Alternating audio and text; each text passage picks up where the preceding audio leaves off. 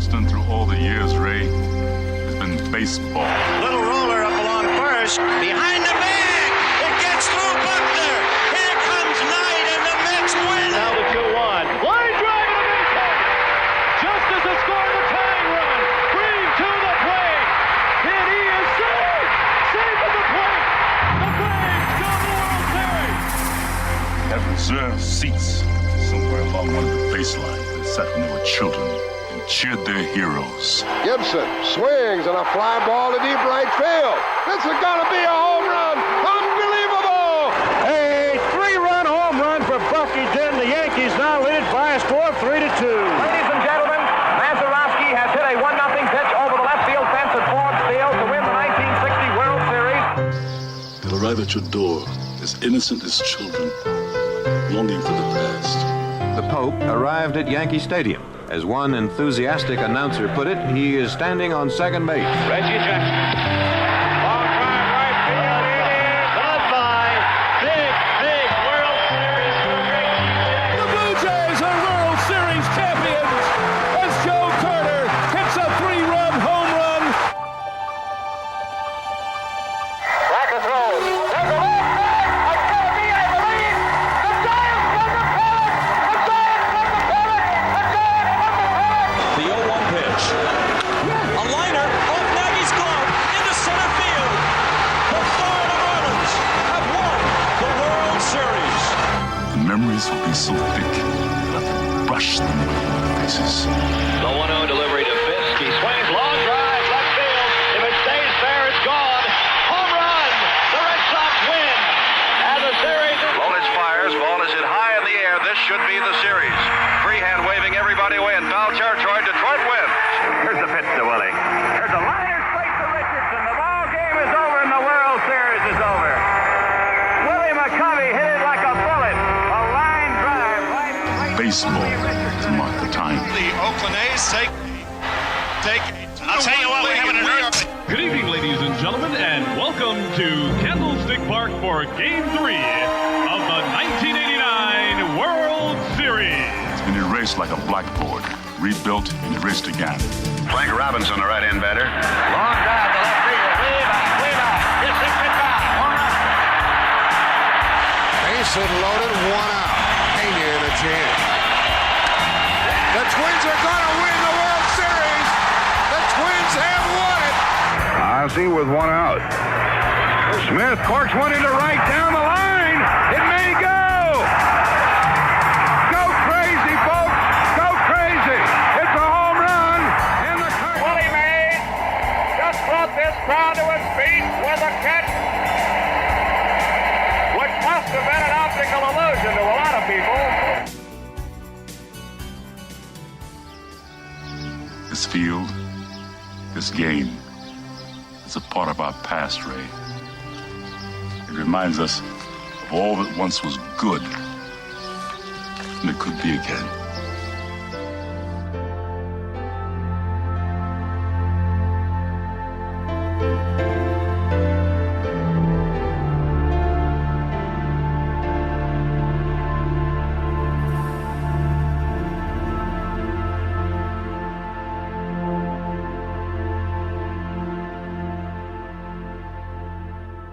Broadcasted live.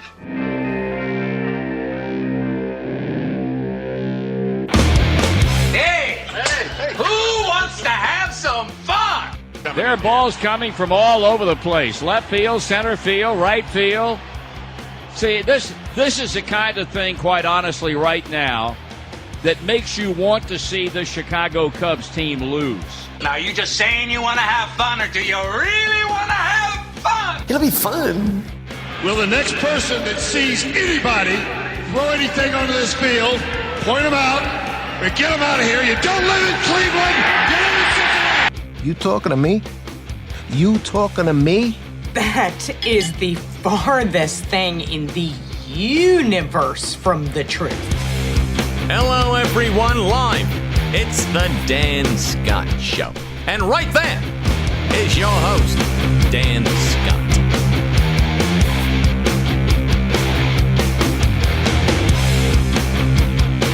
All right, good morning, everybody, and welcome to this Wednesday edition of the program. I'm Dan Scott. Very happy to have you with us as we get things cranked up here this morning. It is a busy, busy day here on campus. Big event going on and groups coming in from all over the place, and it's fun to see this level of activity here. It's not necessarily fun trying to find a place to park, even as an employee, but you take the good with the bad, and you do what you have to do with it. But it's just a fantastic day. We're going to be seeing temperatures reach the low 80s today. It's sunshine and blue skies. The view out to Paris Mountain is just ridiculous, and I mean that in a good way here today. So I hope that your day's off to a great start. You know our charge here. If it is, we'll try not to mess it up. If not, we'll try to do something maybe along the way that'll provide you a little bit of a lift. And bottom line, the goal each and every day is to try to learn something that we did not know when the show started. And for some of us, that is easier than it is others. On the program today, Dave Glenn of ACCSports.com will be joining us, and we'll be getting his thoughts on some of the latest headlines coming out of the Atlantic Coast Conference, including interview with John Swofford, the commissioner, yesterday. He met with some members of the media, and he says that the game of basketball, college basketball, is going to come out of this scandal that it's currently in better than when it went in. He says it may not be fun getting there, but he believes that it will be better than when it began. Now, you also have to remember that this is the guy who has several teams with coaches or players mentioned in this FBI investigation. Duke has had players mentioned. Louisville, of course, players and coaches. Miami, players and coaches. NC State, players and coaches. So there are 4 teams in the Atlantic Coast Conference that have had some connection to this FBI investigation, and some of them in a deeper way or a worse way perhaps than others, but still 4 teams mentioned.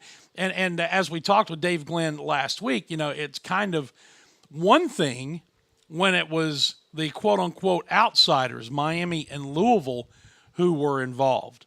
But then when NC State got dragged into it with the updated indictment, and Duke has been mentioned with, I think, maybe a player, all of a sudden you're talking about the, for lack of a better term, the blue bloods, a couple of blue bloods of this Atlantic Coast Conference. And while some of the old-timers were able to, with a snide remark, say, I kind of told you so about Louisville and Miami, and they have to eat a little crow now that North Carolina State and Duke have also been mentioned in this investigation. So it'll be intriguing to see where this goes. We'll talk more with Dave Glenn about it, get his thoughts on John Swofford's comments coming up in just a little bit. Also, we'll be previewing Furman and Gardner Webb, which happens up in Boiling Springs, North Carolina, this afternoon, early this evening, at 6 o'clock first pitch. Trent Alley gets the start for the Paladins, and we'll have some thoughts on that game coming up as well. And then how about a couple of things that transpired last night in the realm of college baseball? Maybe not so surprising that Clemson went to Georgia and got beat, and Georgia swept their 2-game series. But how about South Carolina losing at home to Presbyterian College by a final score of 7-4? The Paladins will be going for a 2-game season sweep of South Carolina coming up on Tuesday of next week at Fluor Field when the Gamecocks make their annual visit to play the Paladins there. Furman won the first game 6-4 very early in this season down in Columbia, and will try for the sweep. South Carolina loses last night to Presbyterian College, and it's got the folks in Gamecock country more than scratching their heads just a little bit. They are not real happy with the program right now, and you can understand why. In any event, that's a preview of some of the things we have coming up. Also, before we do anything else immediately after the break, one of the reasons that I love sports in particular and baseball, sports in general, baseball in particular, is because it provides moments that kind of supersede the game itself and play to a bigger cause on a bigger stage. And we had one of those moments in Puerto Rico last night. I'm going to talk about that when we come back as well. But first, a quick break and a reminder that the show, as always, presented by our friends at the Atlanta Bread Company, located in Cherrydale Plaza, just down the road from campus. Invite you to go see them. Check out the great food offers that they have, breakfast, lunch, or dinner. And, you know, seasonal, when warm weather comes, they always have some nice seasonal additions to the menu. Same thing when cold weather rolls around, things that just kind of fit with that particular time of year. Well, they've got those things going on. Also, the baked goodies. I have to stay away from that cabinet these days, but that doesn't mean that you have to. But more importantly, the commitment they've made to the program. We're just continue to be so thankful for what they've done and proud to have them as our presenting sponsor. So stop by and see them. Cherrydale Plaza in Greenville. That is the Atlanta Bread Company. And tell them you heard about them here on the show. More about them in this commercial break. We'll come back, get to that cool moment in Puerto Rico, and then preview Furman and Gardner Webb. All that ahead of our visit with Dave Glenn right after this. Stay with us. Holding, number 79, defense, first down. I'm also holding a party tonight. Great call by the official. Looks like we've got another flag on the field. Holding, a Pepsi. Necessary refreshment. Hey, Ted, bring some of that Pepsi to my party. Pepsi and the NFL. Welcome to the Fun Doesn't End Zone. The Atlanta Bread Company wants to make your dining experience as convenient as possible, especially if you're ordering takeout. Go online to atlantabreadcompany.com, place your order there, and pay for it too. Then, when you get to the restaurant at Cherrydale Point, you breeze right by the cash registers and go straight to the pickup counter where your food will be waiting. And speaking of food, try the new Shrimp Po' Boy, a delicious and surprisingly healthy addition to the already great menu. That's the Atlanta Bread Company, Cherrydale Point in Greenville. When the Furman baseball team goes on the road, it travels safely, comfortably, and with the latest technology with Jeans Tours and Charters. Jeans has been a Furman favorite for decades and has serviced Furman baseball for over 20 years. Take it from head coach Brett Harker. Book your next road trip with Jeans. Jeans Tours and Charters, online at jeansbussvc.com or call 864-242-1673. Jeans Tours and Charters, servicing the upstate since 1980. If you've been sidelined by an injury, the St. Francis Sports Medicine team is here 24/7 to get you back on the field. Our highly trained network of physicians, athletic trainers, and physical therapists treat all types of sports-related injuries, even those that don't occur from playing a sport. Call the St. Francis Hurt Line at 675-HURT for priority appointments or at-home advice. Again, that's 675-HURT.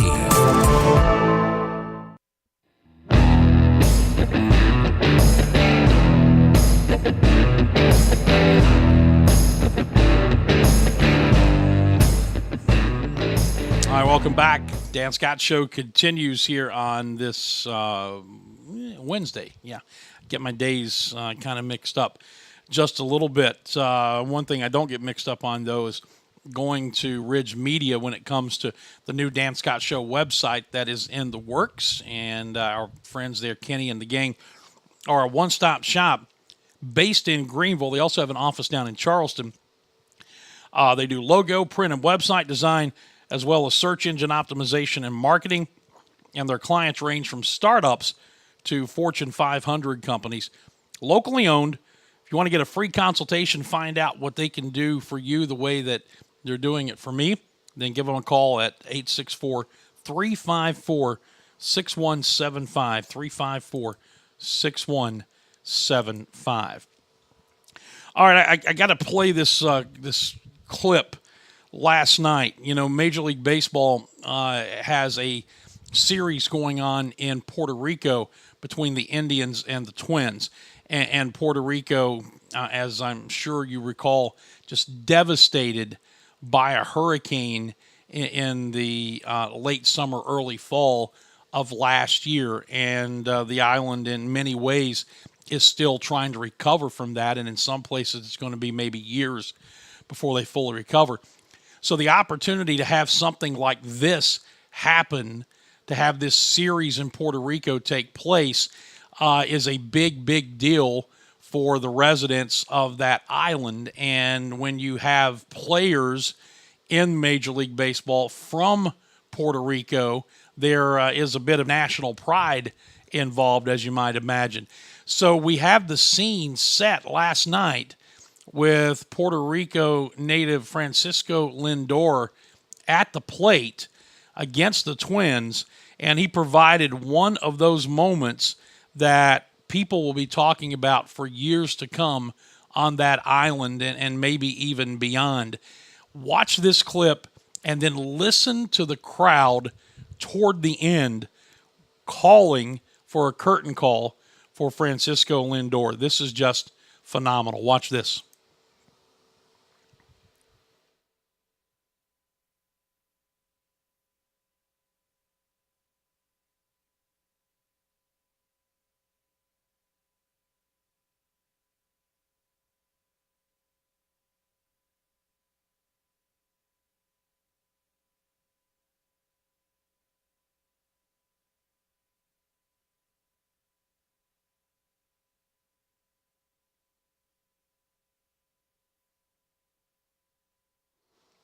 Well, for some reason, we're not getting the sound on it, but it is Lindor hitting the home run in front of a packed stadium in his native country.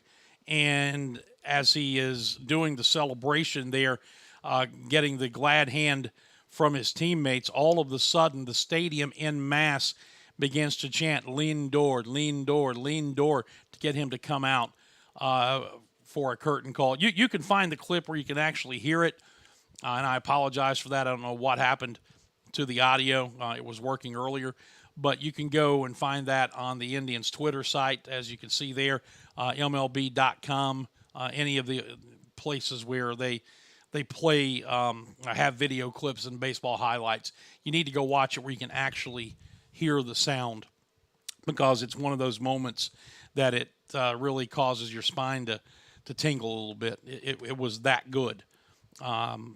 It was really that good. All right, speaking of baseball, the baseball Paladins are on the road, midweek action against Gardner Webb tonight at 6 o'clock up in Boiling Springs, North Carolina. Furman will be trying to get things headed back in the right direction again after a 4-1 week the previous week, coming off of the 8-game losing streak. Had a 1-4 week last week. They've lost 2 in a row, and 3 of their final 4. Dropped the final 2 games of the series to Wofford after winning the opener by a score of 4-3. So Furman is 17-19 overall, while Gardner Webb is 21-17. They also dropped a weekend series and Big South Conference play at home to High Point. This will be the first of 2 meetings between these teams. The second one will be May 15th here at Latham Stadium. It'll be Trent Alley getting the start for the Paladins, the sophomore right-hander, 2-2, a 7.67 earned run average, and he is expected to be opposed by junior right-hander Mason Fox for the Runnin' Bulldogs. 3-5, 6.32 his earned run average. Last year, the team split 2 meetings. Gardner Webb shut out the Paladins 5-0 up in Boiling Springs. And then in the return match, and I did not call this game, and I can't remember if it was because I was sick or maybe we were doing basketball. No, we weren't doing basketball. I think I must have been out sick without a voice, or maybe we were doing postseason basketball. I can't remember. All I know is that Tom Van Hoy did the game Furman won 27-10 and set a school record for home runs in a single game with 7, including 2 each by Brandon Elmy and Landon Kay, both of whom will be in the Paladins lineup today. So that is a little bit of a look at what is coming up tonight at Boiling Springs in midweek baseball action between Furman and Gardner Webb. We'll have the broadcast for you beginning at 5:45 p.m. across all of our platforms, and that includes tonight for the final scheduled time in the regular season. Now, weather could provide us some other opportunities, but the final scheduled time, Fox Sports 1440, our flagship station. It'll also be on campus FM 95.9, audio at FurmanPaladins.com. And what else do we have? Oh, yeah, TuneIn Radio. You can search WPLS-LP and pull it up on TuneIn. And we'll also, for those of you who may be going to the game, take a radio with you, and you can listen in stadium. We'll find an open frequency and have the broadcast available in the stadium for you as well. So looking forward to getting back behind the mic for some Furman baseball today and seeing if the Paladins can't get some positive momentum started, because play tonight and then turn around tomorrow, get on a bus and head to Lexington, Virginia for a 3-game series at VMI Friday, Saturday, and Sunday. This is a VMI team that is that's pretty good, and it's one that can definitely hit the baseball without question. And they are a team that you may recall from a couple of years ago that was very young. Well, those guys have now matured into juniors and seniors, and they have been a pretty good baseball team this season. So it's going to be an interesting trip. It's a small ballpark in Lexington, Virginia, so it lends itself to a lot of offense. So we'll see what happens as the Paladins get back on the road. The other thing, I personally don't have an update on the doctor visits and the health of left-handers Grant Sherman and Matt Lazaro. We will obviously know something more about that when I get a chance to talk to Brett Harker this afternoon, but no word officially out of the program yet on either of those guys. So kind of keeping our fingers crossed heading towards the weekend. So again, 5:45 tonight from Boiling Springs, Furman and Gardner Webb in midweek baseball action, and we hope that you'll tune in. Would love to see you make the trip up there, but if you can't make it, then we look forward to having you tuned in for the broadcast. And one other thing, I have to, I don't have to, but I want to. Today is my sister's birthday, Stephanie. She is 5 years younger than I am, so that would make her, well, I better not say, but I'm 51. You do the math. But it's also, as I found out today, also the birthday of Furman's team mom, Michelle Griffith, and I wouldn't even begin to try and cast out numbers where that's concerned. I was born at night, but I was not born last night. So we'll just let that go and say happy birthday to both of you ladies and hope it is a fantastic day for you. All right, when we come back, Dave Glenn of ACCSports.com will join us, and we'll get his thoughts on some of John Swafford's comments yesterday, plus some other things as well, as the Dan Scott Show continues in just a moment. Hey Furman fans, it's baseball season. Here at Ingalls, we know that as you root for the home team, sometimes you want more than just peanuts and Cracker Jack. And while we do deliver on your favorite ballpark classics, we're proud to offer a packed lineup of everything you need to make your next meal a home run. Ingalls, a proud sponsor of Furman Baseball and the official grocery store of Furman Athletics. Go Dins! Life's healthier when you're backed by a Greenville Health System primary care doctor. Because then, the doctor that has your back is backed by the more than 1,000 physicians and specialists at the region's leading health system, all working together to bring you the right care in the right place at the right time. Great health starts with a GHS primary care doctor, and there are more than 200 of them conveniently located throughout the upstate, ready to see you. Find yours today at ghs.org/mydoctor. Zaxby's food has always brought people together. Catering to the big moments, the little wins, the long talks, and the quick getaways. Because food this inviting is bound to add a lot of flavor to your life. Introducing the Zax Pack. Served with chicken fingers, sides, Texas toast, and iced tea. Pick one up for dinner or your next event. Friends, family, flavor. Zaxby's. Indescribably good. I was surprised recently when I learned that Americans spend $80 billion a year on illegal sports gambling. Sure, that's spread out over millions of gamblers, but still it makes you wonder where that money's coming from. Unfortunately, too often it's coming from money that was intended to buy groceries, pay the mortgage, or even put children through college. If gambling's had a negative impact on your life, call the SC Gambling Hotline toll-free at 877-452-5155. Help is confidential and available 24 hours a day. A message from the South Carolina Department of Alcohol and Other Drug Abuse Services.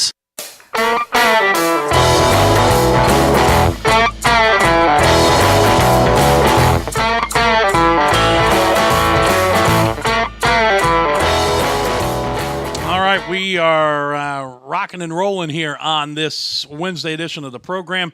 Dan Scott hanging out with you until the top of the hour at 11 o'clock, and hope that your day is going well so far. Just a quick word, if I can, about Hall's Chop House, located in downtown Greenville, the Greenville Steakhouse. They are, just a phenomenal place. Billy and his gang down there do such a wonderful job of not only giving you great food, starting with Allen Brothers Prime Steaks at the top of the menu, but incredible service. And I've been mentioning this of late, but I think it's important that we do mention it. The fact that, on just about any night, they're going to run 350 to 450 people through there, maybe more on some nights. And yet they have the unique ability to make you and your table feel like you're the most important table in the place. And that's why they're so successful. They're so successful in Charleston with the original location and their other entities there, and that's why Hall's here in Greenville has been such a hit for 2 years. 7 nights a week for dinner, Sunday brunch, and now open for lunch on Fridays and Saturdays. Hall's Chop House, the Greenville Steakhouse. Tell them you heard about them right here on the show.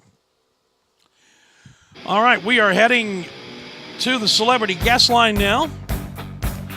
This is one of the rare times that I get to pull out the journalism term, penultimate. It's our penultimate meeting with Dave Glenn of ACCSports.com until August, and that's a fancy term for next to last. He is, of course, the head honcho at ACCSports.com and host of the David Glenn Show, syndicated throughout the state of North Carolina. David, how are you, sir? I'm doing great, Dan. I'm impressed because I sometimes wonder how many people know the definition of penultimate. Well, when you spend... I've heard people use it as like extra ultimate. Yes. And that's not correct. The way you used it is well done. Well, you must have done well on your SATs. Well, not necessarily, but I did spend a lot of time behind a sports editor's desk looking at the AP wire, and they would always, please note such and such in the penultimate paragraph. And so it's a matter of knowing a little bit about AP style from all those years in the newspaper business.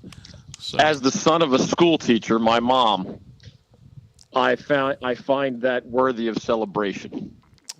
Well, good. Maybe we'll celebrate sometime. Hey, grammar itself is becoming a lost art in our fine country. Yeah, I try to do what I can, Dave, because as I always tell people, I are a journalist. So very well done. Yeah. Hey, so John Swofford met with the media yesterday and made it clear that he was not real happy with what's going on with college basketball in general, and with 4 ACC schools having been mentioned in this investigation in particular. He says college basketball is going to be better coming out of this than it was going in. You have to hope he's right. It just seems like it's going to be a long, long road before we get there. Yeah, I think you're right, and it's going to take some more hits and public relations nightmares along the way, because remember, these FBI investigations on the criminal side still are going to take months or even years to play out. And that means whatever happens at the NCAA level, we don't know what documents and evidence the NCAA is going to get from the FBI to go after, NC State in the Dennis Smith Jr. case or the other examples, Louisville, Miami, et cetera. We don't know when that's going to happen. We don't even know if it's going to happen on the NCAA side. So there will be more hits public relation wise for the organization and its members. But in the longer run, I think it can give some people pause before they start paying money to recruits and their families. It won't stop everybody, but the FBI turning its attention to such things is certainly scarier to those who are breaking the law or breaking the NCAA rules than it was for decades, where you did have to worry about the NCAA finding out about funneling money to a family. But the power of the FBI and their ability to gather information and prosecute you is infinitely more impressive than the NCAA's enforcement staff. And that's why most of these things have been under the rocks and under the radar and don't end up being found out publicly, much less leading to any kind of NCAA investigations. So, he met with, as mentioned, members of the media yesterday at the annual Associated Press Sports Editors gathering. What did you take away from the comments that he made besides, obviously what we just talked about? Well, he talks a lot, as many around college athletics do, about the Rice Committee. And Condoleezza Rice, former U.S. government official, Stanford graduate, et cetera. The Rice Commission is presenting a report to the Division I Board of Directors and Board of Governors. I believe that is next week. And it really is, as the NCAA and its members accept the need for change, but aren't sure exactly how to go about that change, the Rice Commission report is at least going to be an important voice in the room. And John Swofford and other decision makers want to see substantive recommendations from that committee about how to reform college basketball because of the FBI investigation, but also in a more general sense. Meanwhile, Dan, as you know, at the NBA level, there are a couple things moving on that are sort of a branch of previous conversations that you and I have had about this stuff. The NBA may change its draft rules, which can impact college basketball in obvious ways. And the NBA's G League just announced yesterday at a somewhat more compelling level of income for any high school senior basketball player who, of course, under the current rules is not eligible for the NBA draft, but really does not want to masquerade as a college student for a year. They have improved the salaries in the G League. And the way the process works even now is you can collect $7,000 a month in this new salary. You can get insurance paid for. You can get a housing allowance, for example. So it's even more impressive than just $7,000 a month because of the benefits that go with it.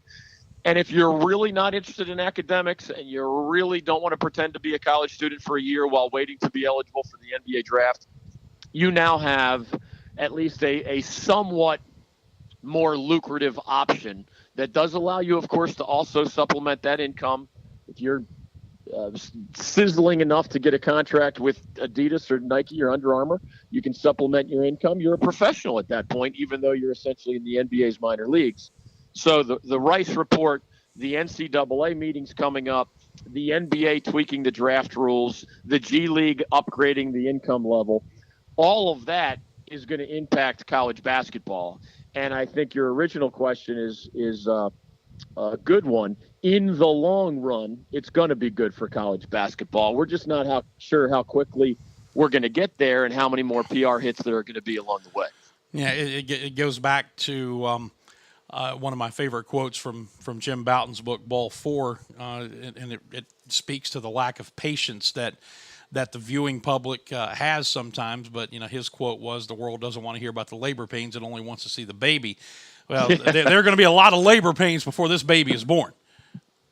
Oh, there's no doubt about it. And just imagine, if these cases get to the NCAA, that's a whole different chapter. Most people do not care about assistant coaches from Arizona and Southern Cal and Auburn and Oklahoma State.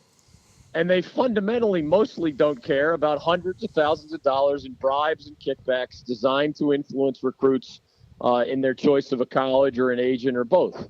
When it gets to the NCAA level, if it happens, then you're talking about sanctions either for your favorite school perhaps or a school that you root against or is in your own conference. That's when more fans I know start caring. They really are they're following the FBI probe. They might be curious about criminal justice matters. And obviously for those 4 assistant coaches, that's really important stuff. But what does a fan care most about? Well, they want to know if their school's going to get hit by sanctions or if an opposing school in their own league especially might get a postseason ban or something like that. Keep in mind, in the NC State case, the FBI claims to have evidence that a former Wolfpack basketball coach helped buy Dennis Smith Jr. by paying his family off with the help of Adidas.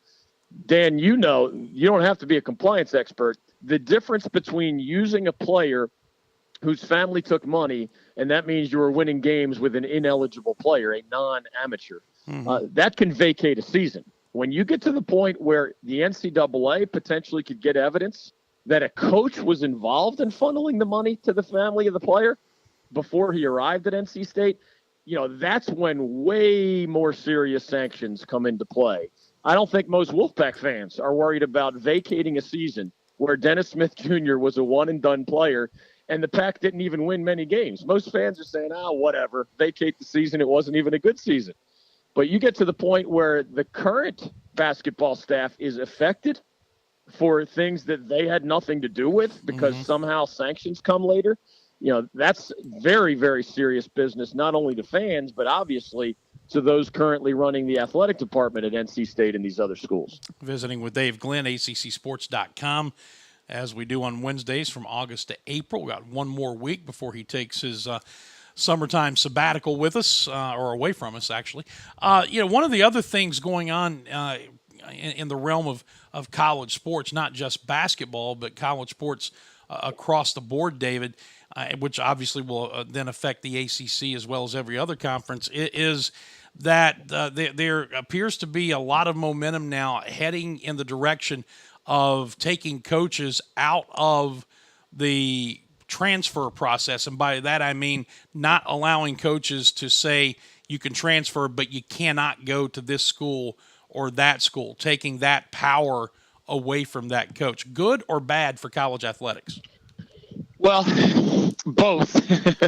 Here's my bottom line. He's a lawyer, folks. So right. My bottom line is this.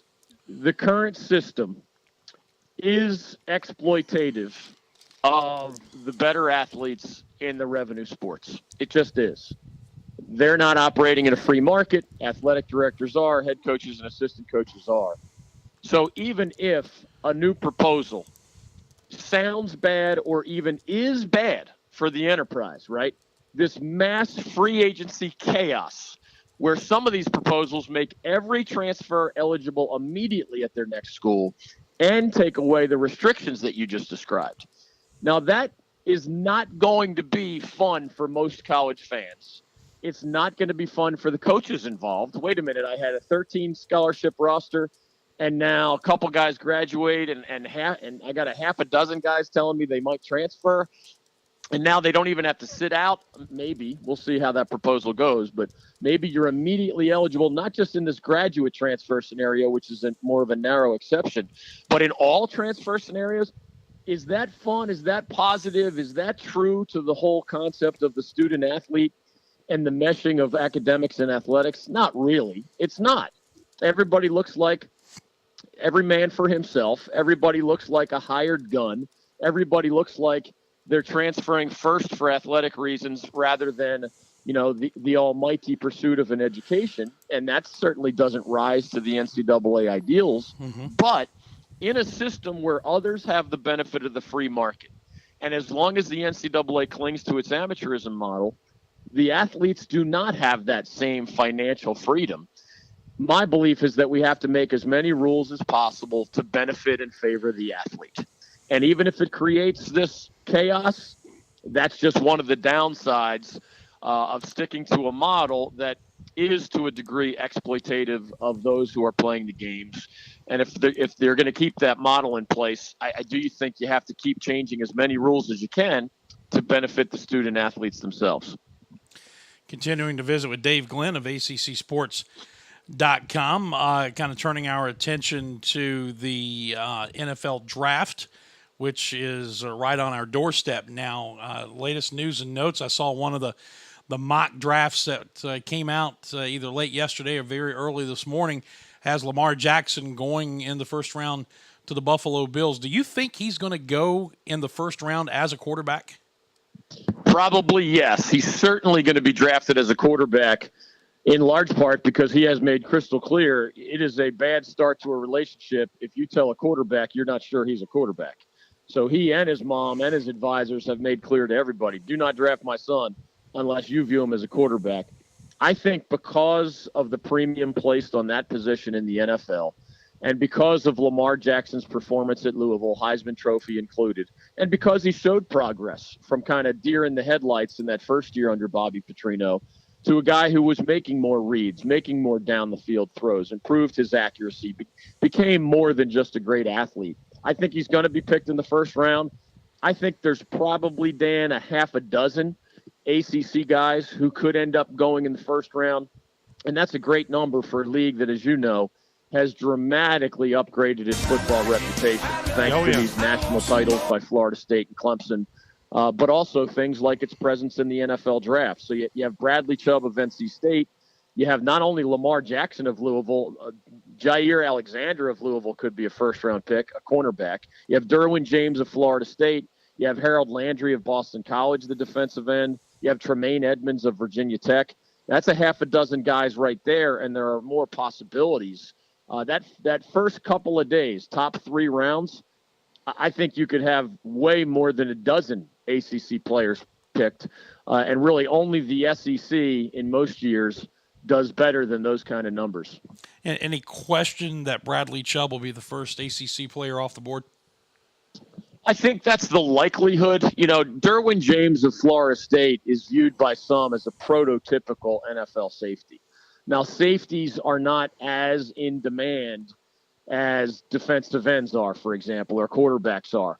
You know, safeties can fall down the ladder a bit, even if they're elite, the way running backs often do in the NFL draft. So we'll see about a Saquon Barkley of Penn State at the running back position. Is he so special that a league that doesn't like to draft running backs too high too often, is he so special he'll be an exception to that rule?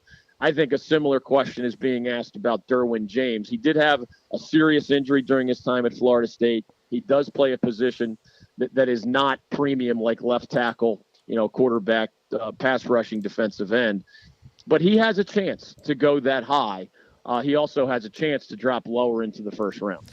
Yeah, the mock draft that I'm looking at as you and I are talking has him dropping all the way down to 23rd and going to the Patriots, which I'm sure from his standpoint would be just fine.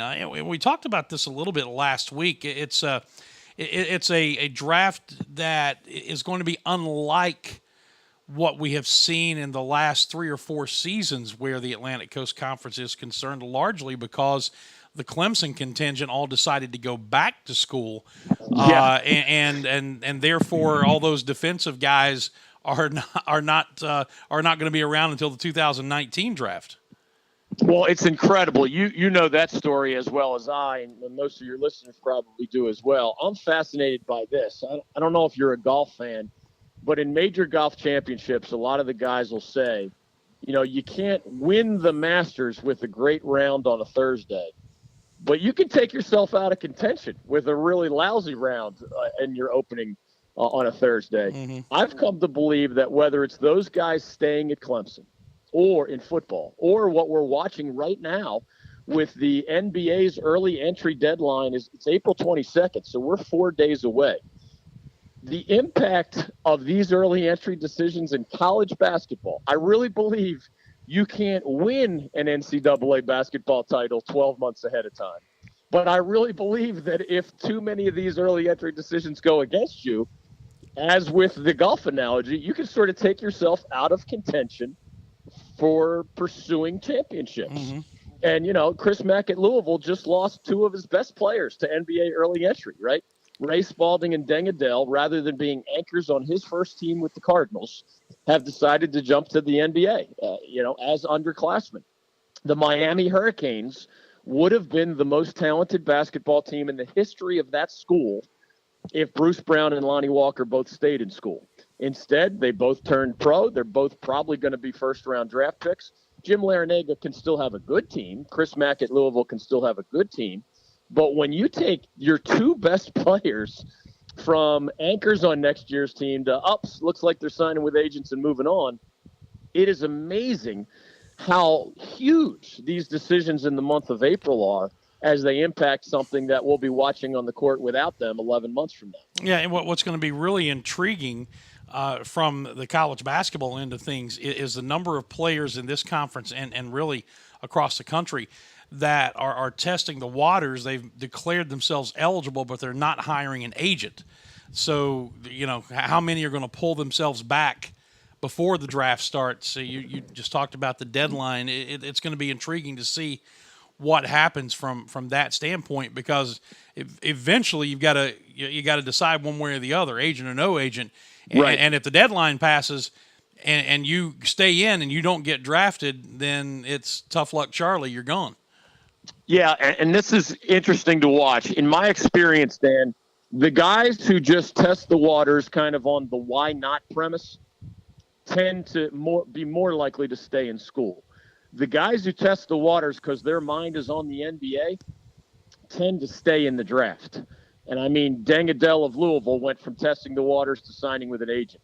And all four Duke freshmen have moved on and signed with agents, and they're not testing the waters. They're moving on. And Wake Forest big man Darrell Moore went from testing the waters, as he originally announced, to just yesterday signing with an agent. So imagine Brad Brownell's team next year. Marquise Reed and Shelton Mitchell, two fantastic veteran guards, are testing the waters. If it's the rules allow me, I can get some feedback, I think I'm staying, it's no big deal, well, then the Clemson Tigers have a great chance to be a good basketball team again. Mm-hmm. Whereas, say, at Boston College, their two best players are the guards Jerome Robinson and Kai Bowman. Jerome Robinson is seriously considering the NBA. I think Kai Bowman is as well. They're both right now in test the water status, and they have weeks to decide whether they're going to, sign with an agent or return to school. But it's one more example, like Miami and Louisville that I mentioned earlier. Boston College is a contender for its first NCAA tournament trip in a long time if both of those guys stay. And Boston College is probably dropping into the bottom third of the league again if both of those guys leave. Most of the time, you can tell on the front end who's just doing it because he can and who's seriously considering the jump. And once those guys have days, weeks, and even months to think about being pro and, not having to worry about exams and papers and all that stuff, those are the guys that go from just testing the waters to saying, you know what, now that my mind is used to it, I think I'm going to turn the page in some cases, even if I'm not sure I'm going to be drafted by the NBA at all. Visiting with Dave Glenn, I want to come full circle back to something from the John Swofford meeting yesterday, and then we'll wrap it up. But the story that I'm reading says that they're preparing for next month's annual meetings, and I find it very interesting. They said that they're expecting so much of a heavy workload that they've canceled all of the leisure activities scheduled for the trip for the annual meetings. But one of the items that they're going to be talking about, and we go back to the transfer thing, Dave, one of the proposals out there is to make transfers eligible immediately, not having to sit out a year if they have achieved a certain grade point average. A, what is that grade point average? And B, what's the likelihood of this coming to fruition? Well, there's going to be a lot of fighting because I used the word chaos earlier on this topic exactly. And this is what I mean. I mean, even though the NCAA is trying to attach an academic element to it, and that might make it more palatable to some who try to look through the academic eyes more than the basketball eyes, coaches don't want this by and large. They just don't want the roster chaos of at the end of every year, you have no idea if 10 guys are coming back or if 2 guys are coming back. How do you plan for that in recruiting? Under the traditional system, you know how many scholarships you have open. sometimes you have to wonder whether a guy's going to turn pro or not. Mm-hmm. And you recruit with the idea in mind, oh, I only have 2 scholarships this year, or oh, I have 5 in this other year. It dramatically impacts how wide the net you cast on the recruiting trail.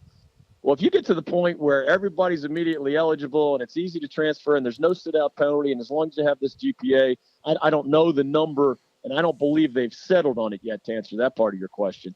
It is roster chaos. Now, again, you might say, well, players deserve this freedom because they're not benefiting financially from the system the way their schools are, and I get that. I understand that argument. But it's not like what most of us grew up watching in college sports. It's not what most of us see as the ideal in college sports. Mm-hmm. But if you're going to continue to restrict what these guys can make from third parties and stick to your amateurism principles, this is one of the ways that more and more people think the NCAA should bend. If they do, you're going to have roster chaos unlike anything we've seen in my 31 years of covering college sports. It'll be intriguing to watch, and if it does happen, nobody will cover it better than Dave Glenn. Where can people find all of this great coverage, David? ACCsports.com is the place to go online. If you're on Twitter, at David Glenn Show is one place, at ACC Sports. That is our Twitter handle, not the league's Twitter handle. So, that's the Grand Central Station, whether you like the glossy magazine or the all-day, everyday coverage of ACC football, basketball, recruiting, and other things. It's ACCsports.com. All right, my friend, we'll look forward to one more week before the sabbatical. We'll do it again next Wednesday. Thank you for this penultimate visit. I love it. That is Dave Glenn of ACCsports.com. We will step aside and come back and put a wrap on today's show right after this. Holding, number 79, defense, first down. I'm also holding a party tonight. Great call by the official. Looks like we've got another flag on the field. Holding. A Pepsi. Necessary refreshment. Hey, Ted, bring some of that Pepsi to my party. Pepsi and the NFL. Welcome to the Fun Doesn't End Zone. The Atlanta Bread Company wants to make your dining experience as convenient as possible, especially if you're ordering takeout. Go online to atlantabreadcompany.com, place your order there, and pay for it too. Then, when you get to the restaurant at Cherrydale Point, you breeze right by the cash registers and go straight to the pickup counter where your food will be waiting. And speaking of food, try the new Shrimp Po' Boy, a delicious and surprisingly healthy addition to the already great menu. That's the Atlanta Bread Company, Cherrydale Point in Greenville. The Cows want to remind you to cater your next party with chicken. Like the 15 crowd-pleasing trays from Chick-fil-A. Whether it's the nuggets, brownie, or chicken minis tray, both you and the Cows will have more reason to celebrate. Chick-fil-A Catering. Don't forget to drop by Chick-fil-A at Cherrydale, the best place to stop on the way home from a Paladins game. Chick-fil-A at Cherrydale, every Furman fan's favorite. Chick-fil-A Catering. If you've been sidelined by an injury, the St. Francis Sports Medicine Team is here 24/7 to get you back on the field. Our highly trained network of physicians, athletic trainers, and physical therapists treat all types of sports-related injuries, even those that don't occur from playing a sport. Call the St. Francis Hurt Line at 675-HU-RT for priority appointments or at-home advice. Again, that's 675-HU-RT.